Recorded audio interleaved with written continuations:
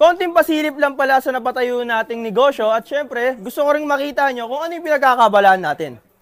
At ito nga pala yung ano natin mga amigo, ayan sila kuya na nagagawa ng chicharong bagnet natin. Ayan kung makikita nyo mga amigo kung gaano kalinis yung pagkakagawa namin dito. Amigo, at sana suportahan nyo rin ako sa magiging business ko ngayon 2024.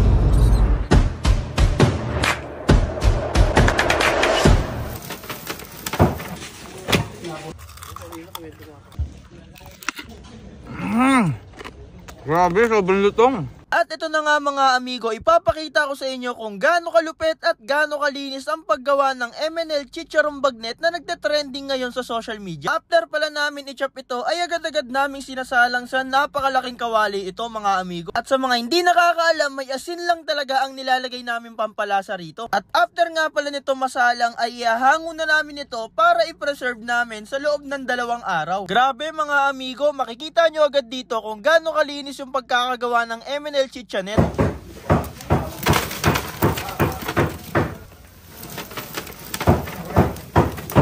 So yun mga amigo, dito nga pala tayo sa packaging natin. Kung makikita nyo kung paano ginagawa nila kuya yung chicharon na ibibenta natin sa inyo.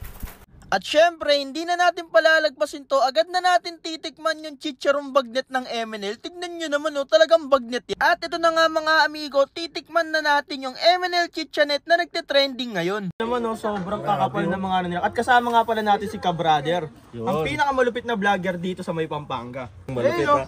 Tapos susubukan din natin tong ano niya. Sakto yan, dito sa Ka-Brother Special Suka. Available na to sa Shopee. Sa mga Ka-Brother na gustong order, click nyo lang yung link na nasa comment section. Yan na, lagyan natin. Yan pa. Sabay tayo.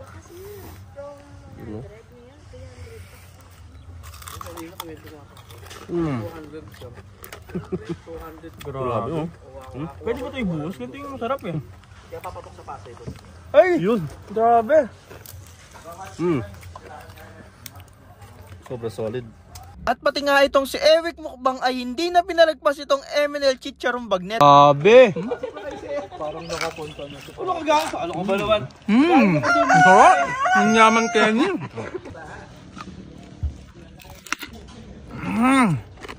Grabe, sobrang lutong.